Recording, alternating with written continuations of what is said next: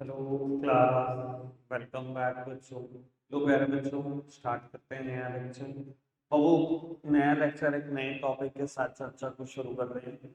ये टॉपिक पढ़ना फटाफट से, ये तो खैर 2 मिनट का टॉपिक है, फटाफट से पढ़ना।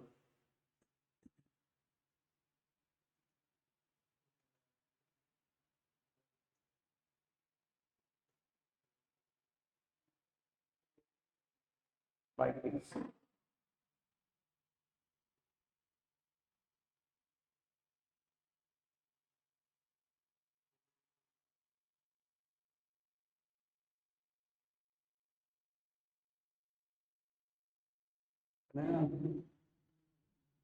चलो।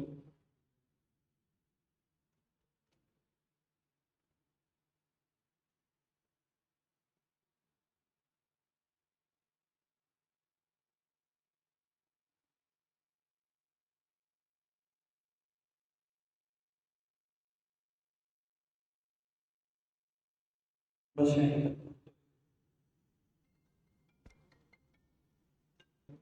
बेटा, अभी हमने पढ़ा इमर्जिंग मार्केटिंग चैनल।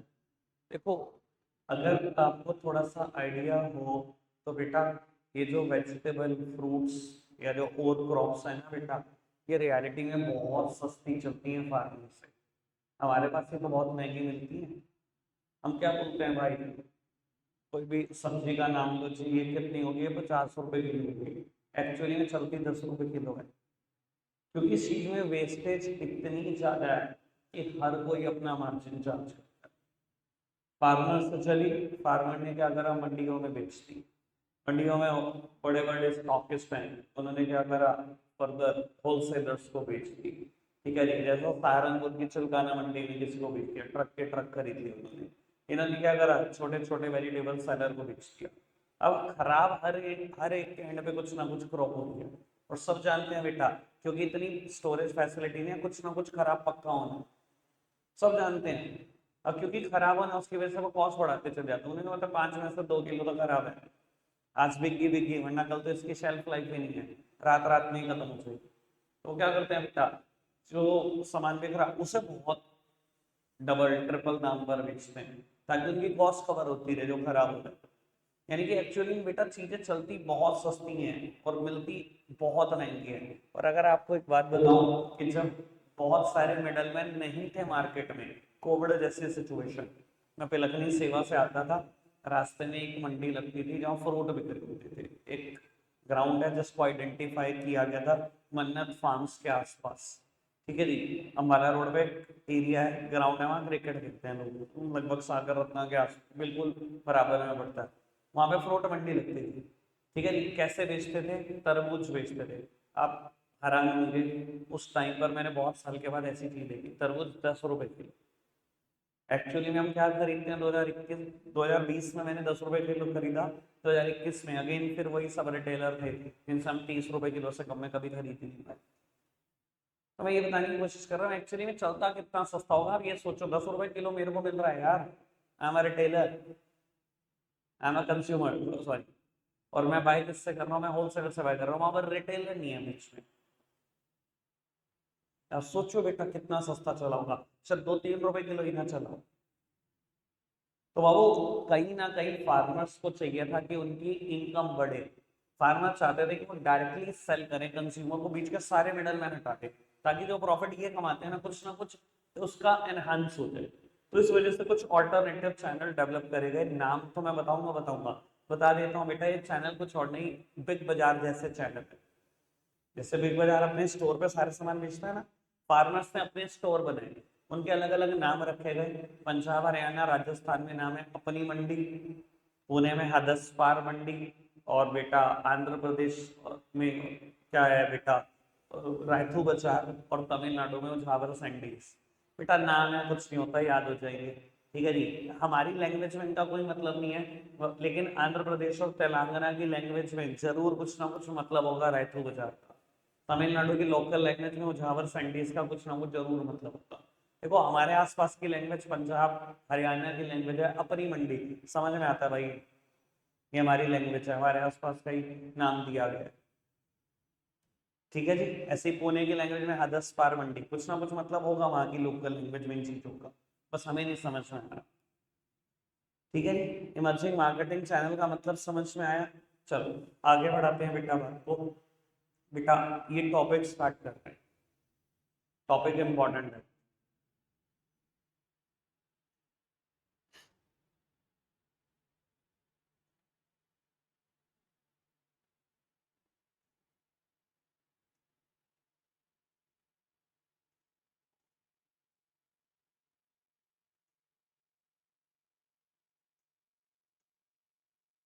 आगे करूँ? वैसे मैं इतनी लाइन का मतलब बता देता हूँ ताकि आगे की बात भी अच्छे से समझ में आए। बेटा ये ना डाइवर्सिफिकेशन की बात कर रहा है आपसे इस पूरे पैराग्राफ में, डाइवर्सिफिकेशन की बात कर रहा है। और बेटा ये कह रहा है डाइवर्सिफिकेशन अब दो तरीके का है, डाइवर्सिफिकेशन इन क्रॉप प्रोडक्टिविटी और डाइवर्सिफिकेशन इन प्रोडक्टिव एक्टिविटीज। बेटा डाइवर्सिफिकेशन इन क्रॉप प्रोडक्टिविटी का क्या मतलब है? बेटा डाइवर्सिफिकेशन इन क्रॉप प्रोडक्टिविटी का मतलब क्या है? वो कह रहा है सिंगल क्रॉपिंग से ना मल्टी क्रॉपिंग पर चले, या तो ऐसे डाइवर्सिफाई कर ले फार्म, या डाइवर्सिफिकेशन इन प्रोडक्टिव एक्टिविटी, कंप्लीटली फार्मिंग छोड़ दे, कुछ और अलाइड चीजें ढूंढना शुरू करे, या फार्मिंग के साथ ही अटैच कर लो किसी और अलाइड एक्टिविटी को। ये अलाइड एक्टिविटीज क्या हो सकती हैं बेटा? एनिमल हस्बेंड्री, फिशरीज मतलब फिशिंग करना, ठीक है, या हॉर्टिकल्चर। अभी तीनों के बारे में पढ़ना है, तीनों के ऊपर मेरे पास शॉर्ट नोट है। ठीक है, दो तरीके के डाइवर्सिफिकेशन की बात की जा रही है, या तो सिंगल क्रॉपिंग से मल्टी क्रॉपिंग पे शिफ्ट हो जाए, एग्रीकल्चर में ही रहे और सिंगल क्रॉपिंग से मल्टी क्रॉपिंग पे शिफ्ट हो जाए, या एग्रीकल्चर से बिल्कुल बाहर निकल जा, कोई और नॉन फार्म एक्टिविटी ढूंढ ले। नॉन फार्म में एनिमल हस्बेंड्री, फिशरीज या बेटा हॉर्टिकल्चर। ठीक है बात? चलो चलो, अब मेरा क्या डाइवर्सिफिकेशन का मतलब तो क्लियर हो गया। एक बार फिर भी देखना चाहो तो उसने कहा diversification include two aspects, one relate to the change in crop pattern, यानी कि मल्टी क्रॉपिंग पे शिफ्ट हो जाओ सिंगल क्रॉपिंग से, और दूसरा the other relates to shift of workforce from agriculture to other allied activities like livestock, poultry, fisheries etcetera. जो मैंने बात की समझ आ गई? चलो आगे बढ़ाते हैं बेटा बात को।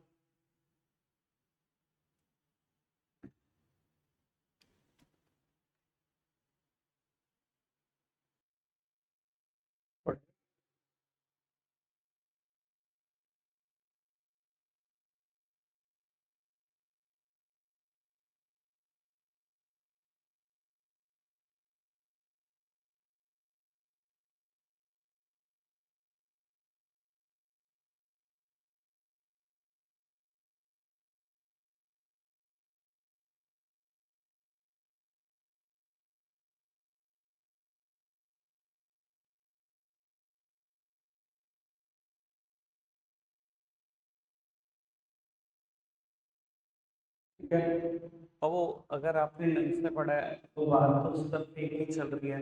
एग्रीकल्चर से बाहर निकालने के लिए क्यों कह रहे हैं आपको, क्यों कहा जा रहा है एग्रीकल्चर से बाहर निकल दो?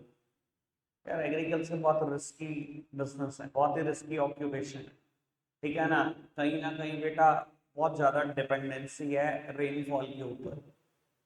तो या तो आप देखते हो बहुत ही बारिश आएगी कि बाढ़ के हालात पैदा हो जाएंगे, या बिल्कुल ही सूखा पड़ता है।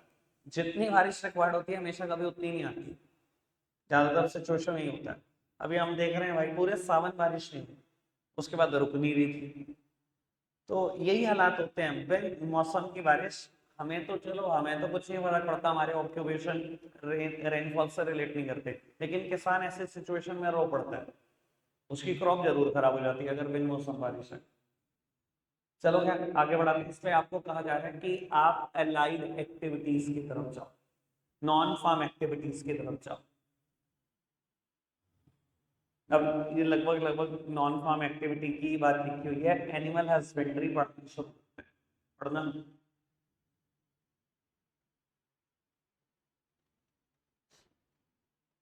इसमें शॉर्ट नोट आने हैं, कम से कम इतना अच्छे से पढ़ना है कि 5-6 बुलेट बन सके, अच्छे से पढ़ना है, बहुत अच्छे से।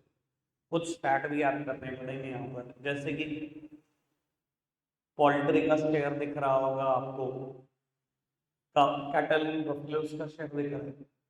चलो पढ़ना बेटा।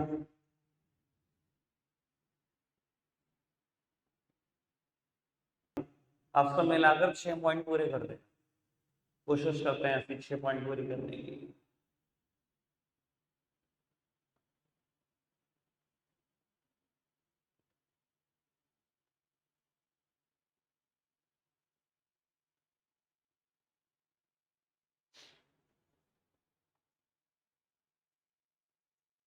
करूँ?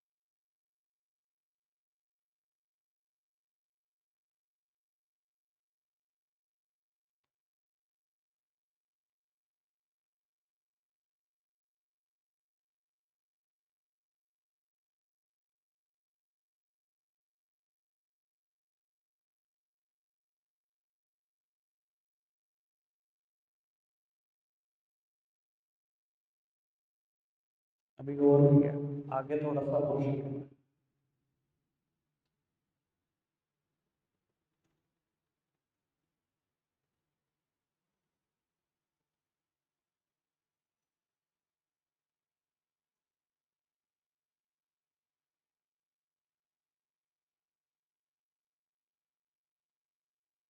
चलिए,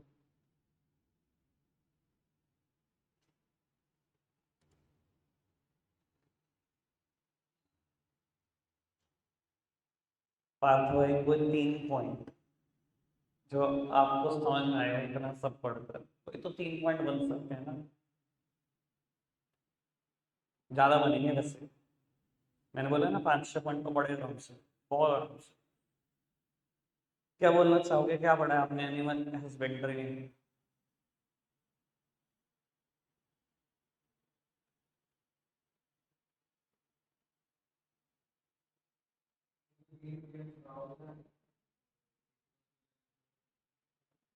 303 मिलियन टोटल कैटल हैं, जिसमें से 110 मिलियन बफलोस हैं, और ये स्टार्ट 2019 का है। एक बात थी, बहुत बढ़िया। और देख लो, तुम्हारी पॉपुलेशन 140 करोड़ किसी भी हाल में नहीं है, 30 करोड़ और भी हैं भाई बहन तुम्हारे, 170 करोड़। चलो और बताओ जी, 1 पॉइंट हो गया।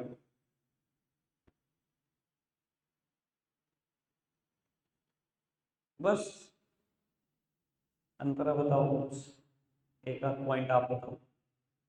अरे एक एक मिला के बता दो, पूरे हो जाएंगे, कुछ है नहीं। हाँ, इसका नंबर आएगा आएगा आएगा, अंतरा बताना। ऐसे क्यों पढ़ते हो कि कभी कुछ समझ ही ना आए, तुम्हें याद ही ना रहे। चलो मैं सुनो बेटा, एनिमल हस्बेंड्री को ना लाइव स्टॉक फार्मिंग बोलते हैं इसको। इसका अदर नेम एनिमल हस्बेंड्री का लाइव स्टॉक फार्मिंग है।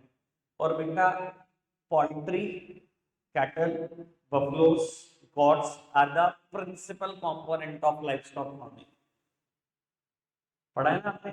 Poultry account for 61% of the total kettles.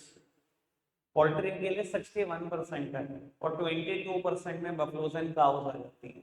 इस शेयर मैंने अभी दिखाने की कोशिश की, और बात मत याद करो, जो दो बोल दी बस वही याद करो। 61% पोल्ट्री का शेयर है, 22% काउस एंड बफलोस का शेयर। ठीक है, फिर एक पॉइंट वही हो गया जिसमें बताया 2019 के स्टार्ट की बात, 303 मिलियन टोटल कैटल है, जिसमें से 110 मिलियन क्या है, बफलो से। दो स्टार्ट डन, ठीक है, दो बातें डन। तीसरी बात, आप यही बोलोगे कि मोस्ट ऑफ द फार्मर्स क्या करते हैं, क्रॉप फार्मिंग को कंबाइंड कर रहे हैं लाइफ स्टॉक फार्मिंग के साथ और इस्तेमाल कर रहे हैं। बेटा ऐसा क्यों कर रहे हैं, टू सप्लीमेंट देयर इनकम, अपनी इनकम को सपोर्ट करने के लिए कर रहे हैं। क्रॉप फार्मिंग से उतनी इनकम नहीं हो रही, तभी वो लाइफ स्टॉक फार्मिंग साथ साथ कर रहे हैं। और देखते ही हैं आप सब, गांव का जो कल्चर है वो यही कल्चर है, 1 बीघा 2 बीघा जमीन लेकर बैठे हैं, वहां खेती कर रहे हैं, सुबह शाम गाय भैंस का दूध निकाल के वो बेच रहे हैं, उससे इनकम अपनी सप्लीमेंट कर रहे हैं। ठीक है, या लोग बेटा जो नॉन वेज खाते वगैरह, वो क्या वही पोल्ट्री का इस्तेमाल, वो चिकन बनाया और बेचना शुरू कर दिया, यही हालात है। तो वो सप्लीमेंट करने के लिए कंबाइन किया जा रहा है क्रॉप फार्मिंग को लाइफ स्टॉक फार्मिंग के साथ। और बेटा apart from supplementing there income, ये बहुत अच्छा सोर्स है एम्प्लॉयमेंट अपॉर्चुनिटी क्रिएट करने का।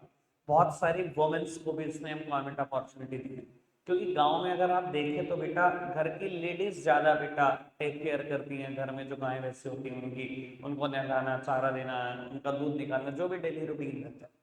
तो वुमेन्स को बहुत अच्छी एम्प्लॉयमेंट अपॉर्चुनिटी मिल जाती है, घर से बाहर भी जाना, घर के अंदर ही एम्प्लॉयमेंट अपॉर्चुनिटी क्रिएट होगी।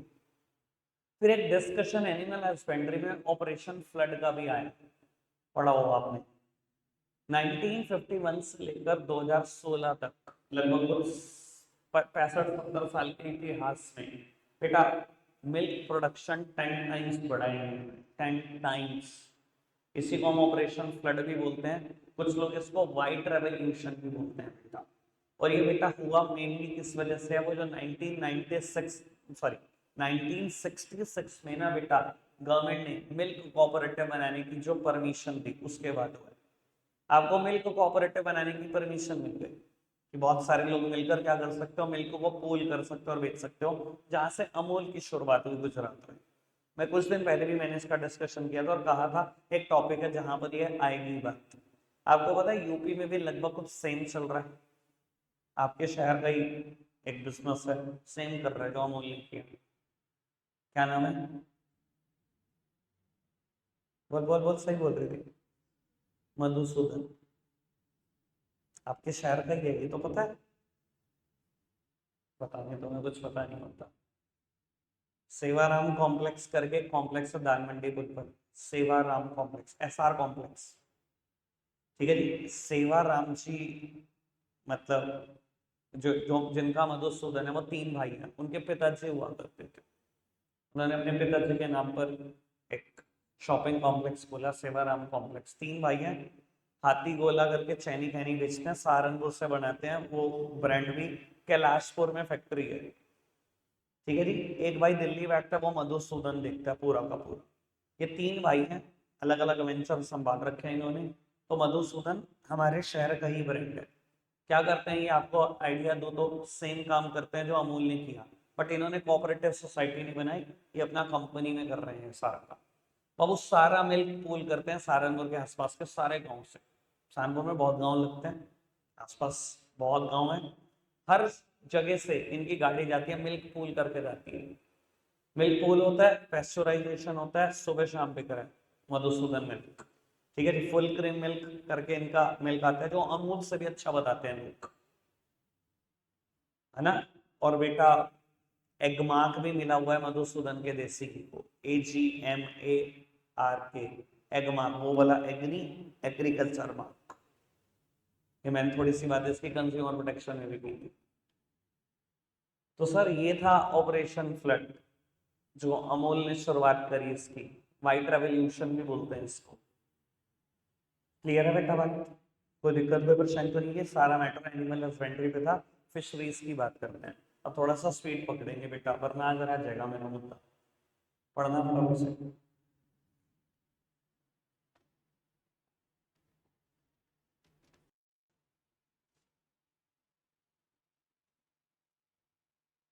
चलिए, फिर क्या पढ़ा फिशरीज में, अच्छा देवे बताओ, देवे बताओ मुझे।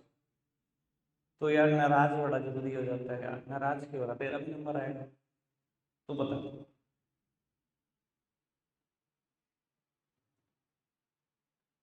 अब अपनी बारी आई ना, ये भी नहीं समझ आ रहा एक वर्ड में क्या बोल रही हो। देख क्या हो रहा है, तू देख क्या हो रहा है, ये लिखा हुआ, बता क्या, बता क्या लिखा?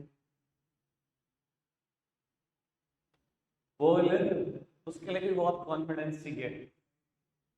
साइड में जाओ, उसके बारे में साइड हो गया था। अच्छा, तो ये इस साइड लिखा हुआ।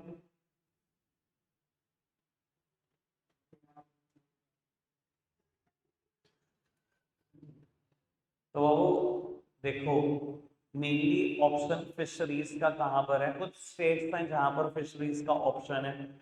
गुजरात बहुत अच्छे स्टेट जहां पर ये ऑप्शन मिल जाएगा, क्योंकि कोस्टल लाइन पर है, कोस्टल लाइन वाले रीजन याद कर। गुजरात, महाराष्ट्र, वेस्ट बंगाल में हो सकता है, आंध्र प्रदेश, तमिलनाडु, केरला, ये कुछ प्रिंसिपल स्टेट हैं जो बेटा सोर्स ऑफ लिवलीहुड देते हैं फिशिंग कम्युनिटी को। और बेटा फिश प्रोडक्शन इंडिया के जीडीपी में ऑलमोस्ट 1% कंट्रीब्यूट कर रहा है, एक्सैक्ट बोलो तो 0.9%, 0.9%, लगभग 1% इंडिया के जीडीपी में कंट्रीब्यूशन फिश प्रोडक्शन का भी है, लगभग एक। तो वो इसने बोला फिशिंग कम्युनिटी ना इनलैंड सोर्सेस और मरीन सोर्सेस दोनों के ऊपर डिपेंडेंट है। इनलैंड सोर्सेस क्या होते हैं बेटा, देखो मरीन सोर्सेस सीज और ओशंस को बोला जाता है, हाई सीज और ओशंस को, यानी कि जो कोस्टल लाइन पर है। लेकिन देश के अंदर भी तो कुछ इनलैंड सोर्सेज हैं। इनलैंड सोर्सेज मतलब रिवर्स, स्ट्रीम्स, पॉन्ड्स, लेक, छोटी छोटी नदियां, छोटे छोटे पॉन्ड्स। तो इनलैंड सोर्सेज के ऊपर भी फिशिंग कम्युनिटी डिपेंडेंट है, और बेटा मरीन सोर्सेज के ऊपर भी।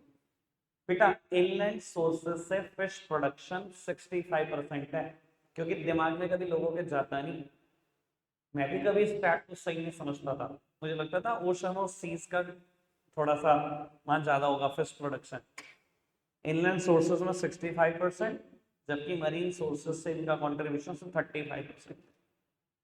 और बेटा टुगेदर इनलैंड सोर्सेज और मरीन सोर्सेज को फिशिंग कम्युनिटी क्या बोलती है, मदर और प्रोवाइडर। पहली लाइन यही थी, फिशिंग कम्युनिटी इनको क्या बोलती है, इन वाटर बॉडीज को, इधर मदर और प्रोवाइडर, क्योंकि माँ का काम है ना भैया खिलाना, तो उनके लिए तो वो पानी माँ ही है भाई, क्योंकि उनको वही खिला रहा है, पानी है तो फिश है, उनको तो खाना वही दे रहा है। इन वाटर बॉडीज को वो माँ की तरह पूछती है फिशिंग कम्युनिटी। ठीक है, वैसे कहता है इसमें कि ज्यादा वुमेन्स तो एंगेज नहीं है, पर जितनी वुमेन्स फिशिंग में एंगेज हैं उसका 60% एक्सपोर्ट मार्केटिंग कर रही हैं और 40% इंटरनल मार्केटिंग कर रही हैं।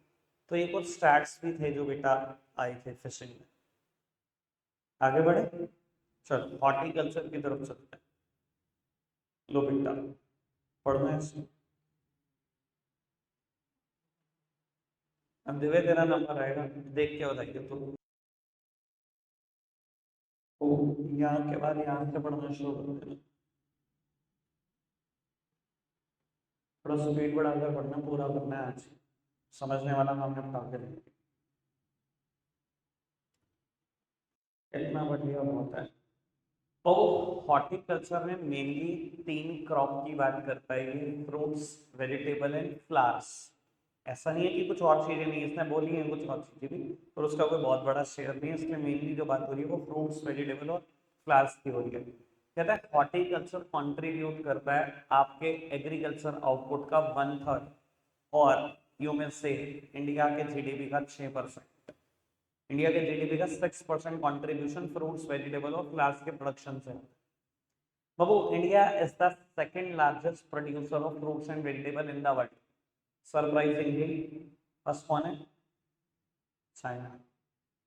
फ्रूट्स वेजिटेबल में भी यार, अरे मैं तो कभी सपने में भी नहीं सोचता फ्रूट्स वेजिटेबल में China number 1, China is number 1। India is the second largest in the production of fruits and vegetable. लेकिन कुछ चीज़ों में हम लीड कर रहे हैं, कुछ चीज़ों में हम नंबर 1 है। जैसे किसने बताया किस किस चीज़ के प्रोडक्शन है, मैंगोज तो सारंगोल की वजह से ही है, सच में। Bananas, cashew nut, coconut, spices, एक आध चीज का और नाम आया, इन चीज़ों में हम लीड कर रहे हैं, इन चीज़ों में चाइना हमारे आसपास।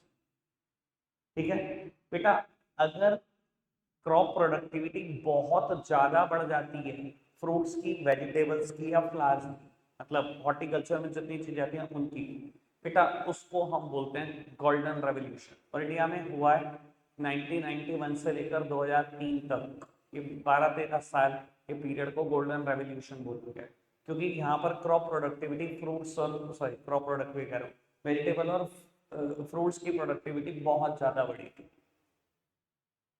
ठीक है, बस इतना ही रखना है आज के लिए, और एक लेक्चर का मुद्दा होगा मेरा खत्म हो गया। रखते हैं आज के लिए इतना ही है मेरे बच्चों, बाय।